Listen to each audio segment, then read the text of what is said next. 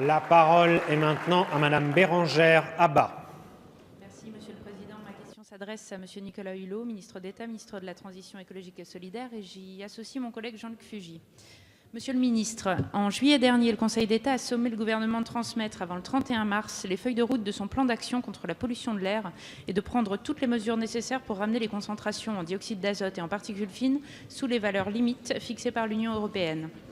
En France, ces polluants seraient responsables de 48 000 morts prématurées chaque année.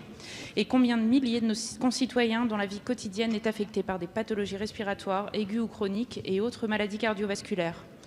Le bilan sanitaire est catastrophique, le bilan financier l'est également.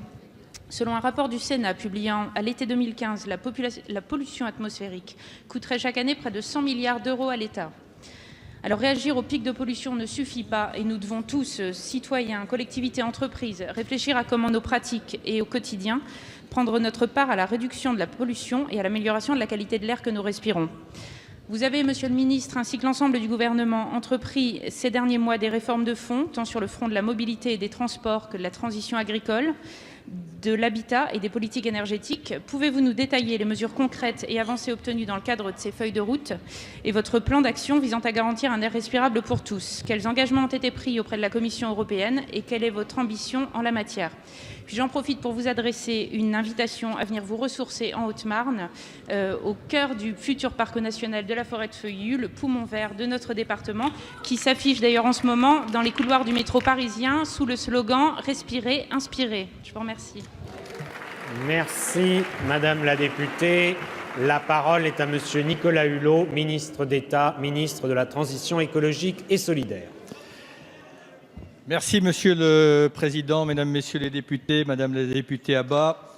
Vous évoquez, comme vous l'avez bien rappelé, un sujet de santé publique qui exige d'abord une mobilisation générale, c'est-à-dire qu'à chaque niveau territorial, chacun prenne ses responsabilités et un changement d'état d'esprit.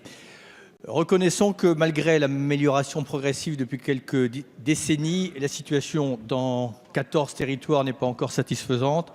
Et la Commission européenne et le Conseil d'État nous l'a rappelé évidemment encore récemment et vous venez de le faire.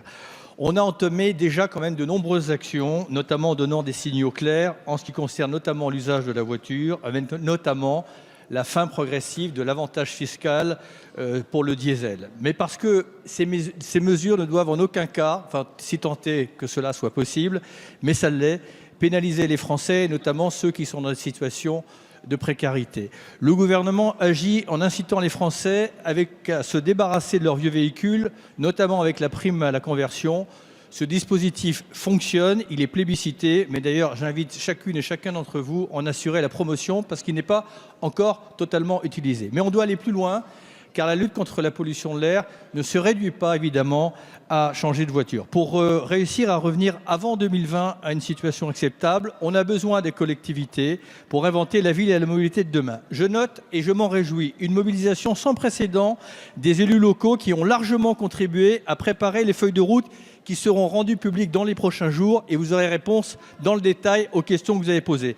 Les 6 mois qui se sont écoulés ont permis d'identifier les mesures nécessaires sur le plan local, mais aussi les demandes d'évolution législative et réglementaire sur le plan national. Voilà, la loi d'orientation des mobilités va nous permettre d'aller plus loin. Je souhaite notamment qu'on encourage les mobilités douces et notamment l'usage du vélo sur lequel notre pays, constatons-le, a beaucoup de retard. Et j'aurai donc prochainement l'occasion de préciser certaines de ces mesures essentielles pour que chacun puisse respirer un air sain. Merci. Merci, Monsieur le Ministre.